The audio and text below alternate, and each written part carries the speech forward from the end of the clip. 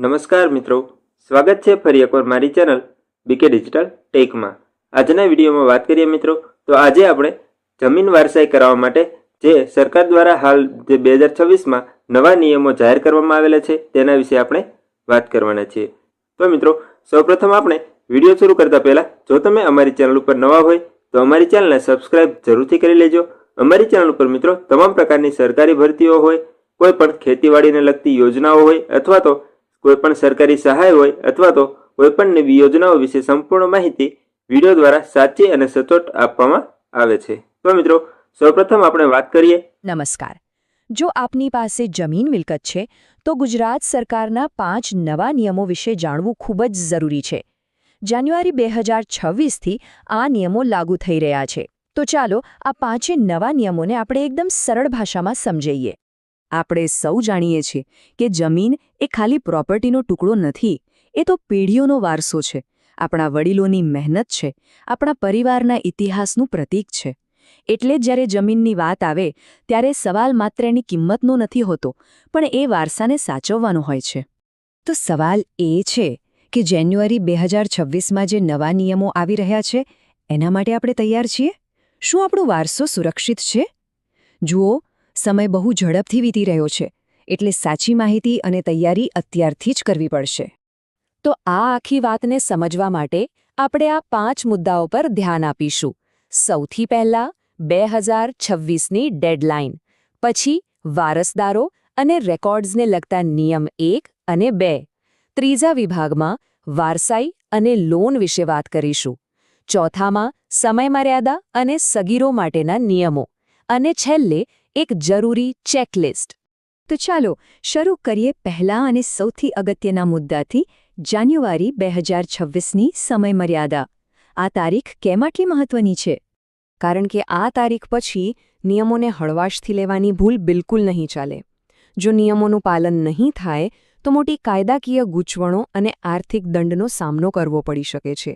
એટલે ભવિષ્યમાં કોઈ તકલીફ ન પડે એ માટે આ 5 નિયમોને અત્યારે જ સમજી લેવા ખૂબ જરૂરી છે।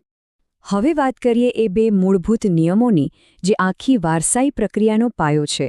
સાચું કહું તો આ નિયમો એવા પ્રોબ્લેમ સોલ્વ કરવા માટે જ બનાવવામાં આવ્યા છે જેના લીધે વર્ષોથી કેટલાય પરિવારોમાં ઝઘડા થતા હતા।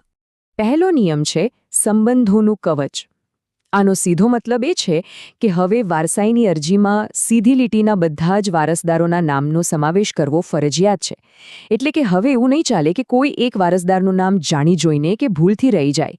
આ એક રીતે સંબંધોને કાયદાકીય સુરક્ષા આપે છે। તો સવાલ એ થાય કે આ સીધી લીટીના વારસદારો એટલે કોણ? બહુ સિમ્પલ છે। જમીન માલિકના મૃત્યુ પછી એમની પત્ની, એમના દીકરાઓ, દીકરીઓ અને જો કોઈ કાયદેસર દત્તક લીધેલું સંતાન હોય તો તે, આ બધાના નામ વારસાઈમાં દાખલ કરવા જ પડશે। બધાનો હક સમાન છે। આખી પ્રોસેસને 2 ભાગમાં વહેંચી દેવાય છે। પહેલું સ્ટેપ સમાવેશ અને બીજું સ્ટેપ નિર્ણય। એટલે કે સૌથી પહેલાં તો જેટલા પણ વારસદાર હોય બધાના નામ રેકોર્ડ પર ચડાવવા જ પડે। એ પછી જ બધાની સહેમતિથી એ નક્કી થાય કે કોને પોતાનો હક જતો કરવો છે। હવે આવે છે નિયમ નંબર 2, હિસાબમાં ચોકસાઈ। આ બહુ જ અગત્યનો નિયમ છે, ખાસ કરીને દસ્તાવેજોની સ્પષ્ટતા માટે।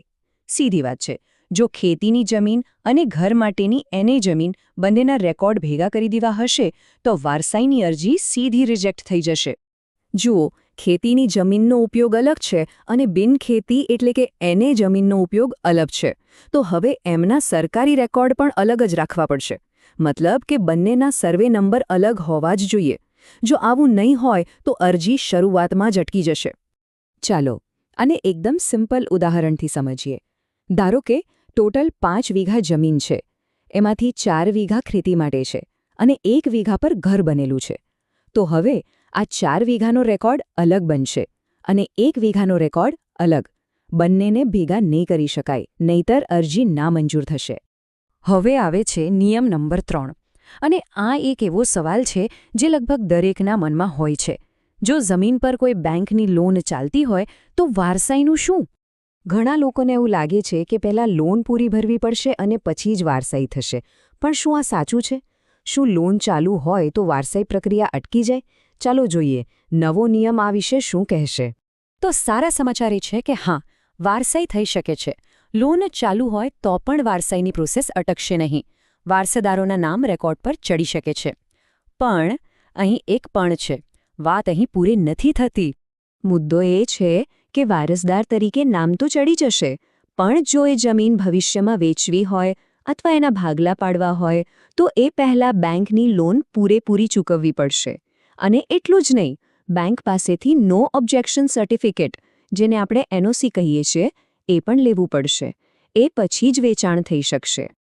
ચાલો હવે આગળ વધીએ આપણા છેલ્લા 2 નિયમો તરફ. નિયમ 4 અને 5.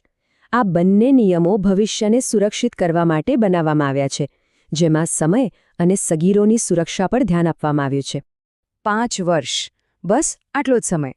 આ આંકડો હવે મગજમાં બરાબર ફિટ કરી લેજો, કારણ કે સરકારે વારસાઈની પ્રક્રિયા પૂરી કરવા માટે હવે આટલી જ સમય મર્યાદા નક્કી કરી છે, અને તે પણ કડક રીતે.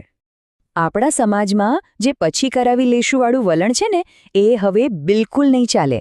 નવો નિયમ સ્પષ્ટ કહે છે કે જમીન માલિકના મૃત્યુના 5 વર્ષમાં વારસાઈ કરાવી લેવી ફરજિયાત છે. જો આ સમય ચૂકી ગયા તો દંડ તો થશે જ, પણ એનાથી પણ મોટું નુકસાન સમય અને વધતી જતી કાયદાકીય ગૂંચવણોનું છે. અને હવે નિયમ નંબર 5. આ નિયમ ખાસ કરીને સગીર એટલે કે 18 વર્ષથી ઓછી ઉંમરના વારસદારોના હિતોના રક્ષણ માટે છે. અહીં કાયદો બહુ જ કડક છે, જેથી બાળકના ભવિષ્ય સાથે કોઈપણ પ્રકારની રમત ના થાય. તો જો કોઈ સગીરના ભાગની જમીન વેચવાની થાય તો શું કરવું? એના માટે 3 સ્ટેપની પ્રોસેસ છે, જે ફોલો કરવી જ પડે. પહેલું, સ્થાનિક કોર્ટની પરવાનગી લેવી. બીજો, બાળકના ભાગના જે પણ પૈસા આવે એને કોઈ નેશનલાઇઝ્ડ બેંકમાં ફિક્સ્ડ ડિપોઝિટ એટલે કે FDમાં મૂકવા. અને ત્રીજું, એ FDની રસીદ કોર્ટમાં પુરાવા તરીકે જમા કરાવવી. આટલું કર્યા પછી જ વેચાણ કાયદેસર ગણાશે. તો ચાલો આ બધી માહિતી પછી હવે સૌથી કામની વાત પર આવીએ. આ બધી પ્રોસેસમાં વારંવાર સરકારી કચેરીના ધક્કા ના ખાવા પડે એ માટે કયા ડોક્યુમેન્ટ્સ અત્યારથી જ તૈયાર રાખવા જોઈએ? તો આ રહ્યું એક ચેકલિસ્ટ. આ કાગળો હાથ વગા રાખજો. સૌથી પહેલાં મૃતકનું મરણ પ્રમાણપત્ર, પછી જમીનના લેટેસ્ટ 7/12 અને 8 આના ઉતારા. એ પછી બધા જ વારસદારોના આધાર અને પાન કાર્ડની કોપી. વારસાઈ માટેનું જે નક્કી કરેલું ફોર્મ આવે છે એ. અને હા, જો જમીન પર લોન હોય તો બેંકના સંબંધિત પેપર્સ. તો અંતમાં એટલું જ કહીશ કે આ 5 નિયમો ખાલી કાયદાની કલમો નથી. આ તો પરિવારના ભવિષ્ય અને સંબંધોને સાચવવાની એક ચાવી છે. જો સમયસર બધું કામ કરી લેશો તો ખાલી દંડથી જ નહીં બચો, પણ પરિવારની સંપત્તિ અને એનાથી પણ વધારે કિંમતી એવા સંબંધોને પણ સાચવી શકશો. એટલે જ જાગૃત રહો અને સુરક્ષિત રહો. તો મિત્રો, જો તમને અમારો વિડીયો પસંદ આવ્યો હોય તો અમારી ચેનલને સબસ્ક્રાઇબ જરૂરથી કરી લેજો અને આ માહિતીને તમામ ખેડૂત ખાતેદારો સુધી શેર કરવાનું ના ભૂલતા. તો મિત્રો, આવા જ પ્રકારની તમામ ભરતીઓ હોય, ખેડૂતોને લગતી યોજનાઓ હોય અથવા તો ખેડૂતોને લગતી કોઈપણ માહિતીઓ વિશે સાચી અને સચોટ માહિતી વિડીયો દ્વારા મેળવવા માટે અમારી ચેનલને સબસ્ક્રાઇબ કરીને બેલ આઇકન ઉપર ક્લિક જરૂરથી કરી લેજો, જેથી કરીને તમામ માહિતીઓ આપ સુધી સૌપ્રથમ મળતી રહે. ધન્યવાદ મિત્રો.